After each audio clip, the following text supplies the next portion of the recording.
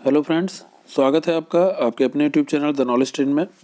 आज हम बात करने वाले हैं एक बहुत ही महत्वपूर्ण टॉपिक की, जिसका नाम है नई शिक्षा नीति 2020। कि आपके आने वाले UP TET, C TET, super TET और अन्य प्रतियोगी परीक्षाओं में समान रूप से उपयोगी है। इसके मेन पॉइंट्स देखेंगे। ठीक है, जो पेपर्स हो रहे हैं सी टेट के या फिर उसके पहले जो पेपर हुए हैं, इन सब में इससे 1-2 प्रश्न आए हुए हैं। सी टेट में तो 4-5 प्रश्न आ रहे हैं। ठीक है, तो यूपी टेट के लिए भी बहुत ही इंपॉर्टेंट है। आइए इसके मेन पॉइंट्स देखते हैं। तो भारत में अभी तक कुल 3 शिक्षा नीतियों का क्रियान्वयन हो चुका है। जो पहली शिक्षा नीति थी 1968 में बनी थी, उसके बाद दूसरी शिक्षा नीति 1986 में बनी थी, और जो दूसरी शिक्षा नीति बनी थी 1986 में, उसमें 1992 में कुछ संशोधन किए गए थे। ठीक है, और उसके बाद जो अब नई शिक्षा नीति आई है वो 2020 में आई है। ठीक है, तो इसको याद रखिएगा, पहली 1968 में बनी, दूसरी 1986 में बनी, और जो 1986 में बनी थी उसमें 1992 में कुछ संशोधन किए गए थे। ठीक है, उसके बाद में जो तीसरी नई शिक्षा नीति आई है वो 2020 में आई है।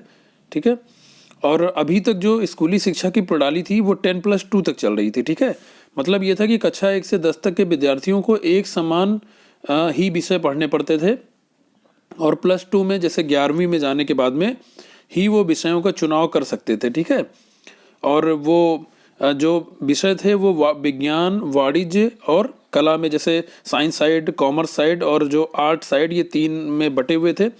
लेकिन अब जो प्रणाली आ रही है वो 10+2 प्रणाली को रिप्लेस करके उसकी जगह पर नई प्रणाली आई है 5+3+3+4 सिस्टम। इसको ऐसे याद करने का तरीका आप 5334 करके याद कर सकते हैं, क्योंकि एग्जाम में आएगा तो थोड़ा कन्फ्यूजन होगा। ठीक है, 5334, 5+3+3+4। ठीक है, तो इसका मायने क्या है, मतलब ये 5+3+3+4 क्या है?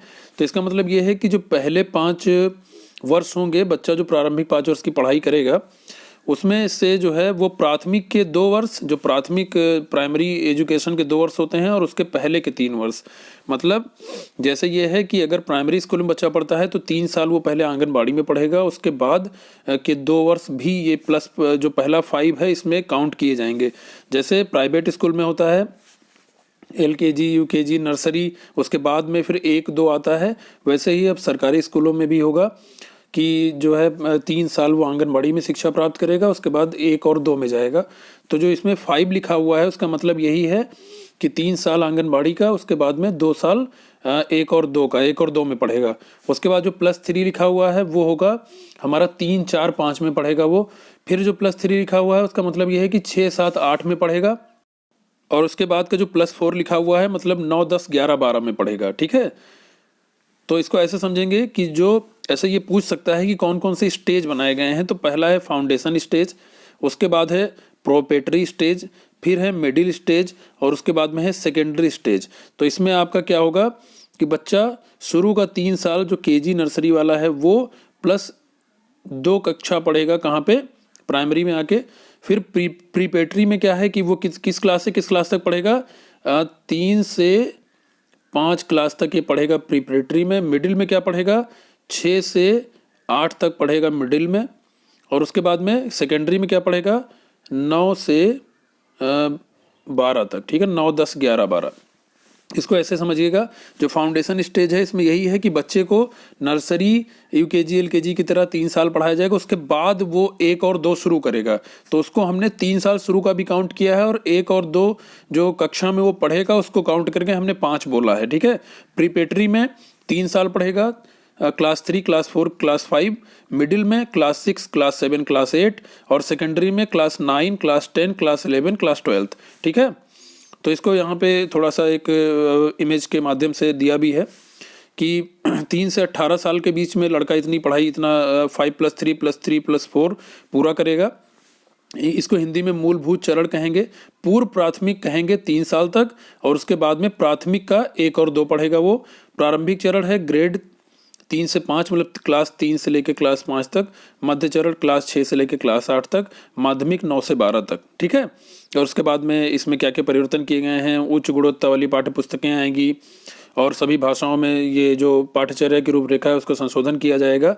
लचीला पाठ्यक्रम होगा, कोई बहुत टफ नहीं होगा। ठीक है, अगला है, तो कक्षा तीसरी से 5वीं तक के जो छात्र रहेंगे उनको प्रतिदिन केवल 2 घंटे का गृह कार्य दिया जाएगा। और जो 6 से 8वीं तक के विद्यार्थी हैं उनको 1 घंटे का होमवर्क दिया जाएगा और 9 से 12 तक के विद्यार्थियों को 2 घंटे का होमवर्क दिया जाएगा। इसमें जो मेन इंपॉर्टेंट पॉइंट है वो ये है कि छात्रों के बैग का वजन, केवल जो उनका वजन है छात्रों का, उससे 10% से अधिक नहीं होना चाहिए। जैसे छात्र है 20 किलो का, अगर 20 किलो तो बहुत कम होता है, अगर मान लीजिए 30 किलो का कोई छात्र है तो उसके बैग का वजन 3 किलो से ज़्यादा नहीं होना चाहिए, ठीक है, इसको ध्यान रखिएगा। तो जो छात्र LKG UKG में पढ़ते हैं उन्हें कोई होमवर्क नहीं दिया जाएगा, ठीक है। ये सब बहुत ही बेसिक चीज़ें हैं, आगे देखते हैं। तो इसमें सेकेंडरी एजुकेशन में क्या बदलाव किया गया है कि अभी तक जो 10+2 प्रणाली चलती थी उसमें कक्षा 11 के बाद विषयों का चुनाव करना होता था, जिसमें मुख्य रूप से विज्ञान, कॉमर्स और art, science side, commerce side, art side ही में हम चयन कर सकते थे, ठीक है। और उसमें जो है जो विषय होते थे उनको अनिवार्य रूप से पढ़ने पड़ते थे। लेकिन नई शिक्षा नीति में इस बाध्यता को ख़त्म कर दिया गया है। अब विद्यार्थी जो हैं वो कक्षा 9 से ही चुनाव कर सकेंगे, ठीक है। अगर विज्ञान संकाय का कोई विद्यार्थी चाहे कि वो आर्ट या कॉमर्स का कोई सब्जेक्ट पढ़ना चाहे तो वो उसको भी अपने में चुन सकता है, ठीक है।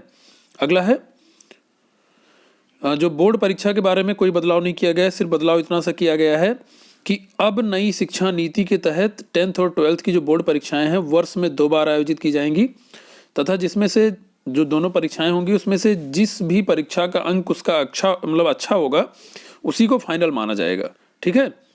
तो इससे क्या होगा कि जो बोर्ड परीक्षार्थी हैं उनमें जो चिंता और जो मानसिक दबाव रहता था वो थोड़ा कम हो जाएगा। 2 बार पेपर होगा तो दोनों में से अगर एक खराब हुआ तो दूसरा वो और अच्छे से कर पाएंगे।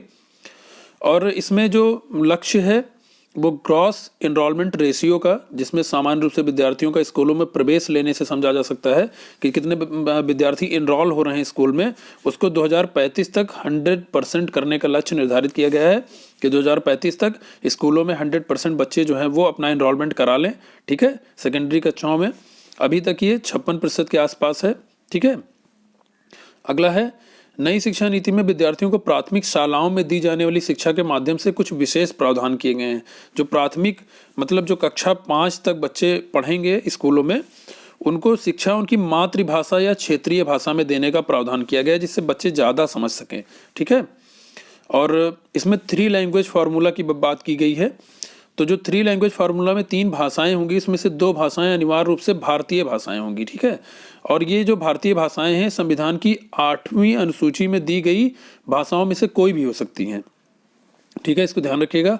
अगला है नई शिक्षा नीति 2020 के तहत उच्च शिक्षा में एक और महत्वपूर्ण बदलाव किया गया है कि जो UGC, जिसे यूनिवर्सिटी ग्रांट कमीशन अर्थात विश्वविद्यालय अनुदान आयोग कहा जाता था, अब उसका नाम बदलकर higher education commission of India रख दिया गया है। याद रखिएगा, UGC का नाम बदलकर higher education commission of India HECI कर दिया गया है, इसको बिल्कुल याद रखिएगा। और इस पे क्वेश्चन आ सकता है, ठीक है, कि UGC का नाम बदलकर क्या रखा गया है। और ये भी इम्पॉर्टेंट है कि नई शिक्षा नीति में किए गए जो प्रावधान है उसमें कॉलेजों को किसी विश्वविद्यालय से संबद्धता की अनिवार्यता को समाप्त कर दिया गया है। जैसा अभी क्या है कि कोई भी डिग्री कॉलेज है उसको किसी न किसी यूनिवर्सिटी से संबद्ध होना रहता है, इसकी अनिवार्यता को भी इसमें समाप्त कर दिया गया है। और अभी तक जो है जो डिग्री कोर्सेज होते थे 4 साल के होते थे, तो और बहुत से कोर्स हैं जो 3 साल के भी होते थे, जैसे BTech है वो 4 साल का है, BSc BA है, ये BCom है 3 साल का है। तो 4 साल का कोर्स अगर आप बीच में छोड़ते थे तो आपका पूरा कोर्स खराब माना जाता था। लेकिन अब क्या किया गया प्रावधान कि अगर आप 4 साल का कोर्स कर रहे हैं और आपको पूरी अवधि नहीं पूरा करना है, बीच में आप 1 वर्ष के उपरांत अगर छोड़ते हैं तो आपको एक सर्टिफिकेट दे दिया जाएगा कि आपने 1 वर्ष का कोर्स किया है। 2 वर्ष के उपरांत छोड़ते हैं तो उसे एडवांस डिप्लोमा का सर्टिफिकेट दे दिया जाएगा। 3 वर्ष के उपरांत छोड़ते हैं तो बोला जाएगा कि आपने ग्रेजुएशन की डिग्री कर ली है, ठीक है। और अगर 4 वर्ष की डिग्री पूरी करते हैं तो एडवांस डिग्री उसे कहा जाएगा, ठीक है। ये थोड़े प्रावधान किए गए हैं। अगला है कि जो है नई शिक्षा नीति 2020 में जो वित्तीय प्रावधान है कि GDP का कितना खर्च शिक्षा के ऊपर किया जाना है, तो अब GDP का 6% शिक्षा के रूप में खर्च होगा। पहले ये 4.40 ही खर्च होता था, ठीक है, याद रखिएगा। GDP का 6% अब शिक्षा के ऊपर खर्च करने का लक्ष्य निर्धारित किया गया है, ठीक है, इसको ध्यान रखिएगा। अगला है शिक्षा जो है इसका संवैधानिक प्रावधान क्या है, मतलब ये किस सूची में रखी गई है। तो शिक्षा जो है ये हमारी समवर्ती सूची का भाग है, इसको याद रखिएगा, ठीक है। और समवर्ती सूची के बारे में ये कह सकते हैं, जैसे 3 सूचियां होती हैं, केंद्र सूची या फिर संघ सूची उसको कहते हैं, दूसरी है राज्य सूची, तीसरी है समवर्ती सूची। तो समवर्ती सूची वो सूची होती है जिस पर कानून बनाने का अधिकार केंद्र एवं राज्य दोनों का होता है, ठीक है। तो शिक्षा जो है समवर्ती सूची का भाग है, अर्थात इस पर कानून बनाने का अधिकार केंद्र और राज्य दोनों का है, अपने अपने जो जो कानून बनाने होते हैं वो बनाते हैं, ठीक है। और जो भारतीय संविधान में शिक्षा संबंधी प्रावधान है वो मूल अधिकार, नीति निर्देशक तत्व और मूल कर्तव्य तीनों में सम्मिलित किए गए हैं, ठीक है। तो ये बहुत ही इंपॉर्टेंट पॉइंट्स हैं, इसको समझ के रखिएगा। इससे प्रश्न आएंगे, जरूर आएंगे, आने वाले हर एग्जाम में आएंगे। और चैनल को सब्सक्राइब कर दीजिए, वीडियो अच्छा लगा हो तो इसको शेयर कर दीजिए, लाइक कर दीजिए। और मिलते हैं अगले वीडियो में अगले इंपॉर्टेंट टॉपिक के साथ। धन्यवाद।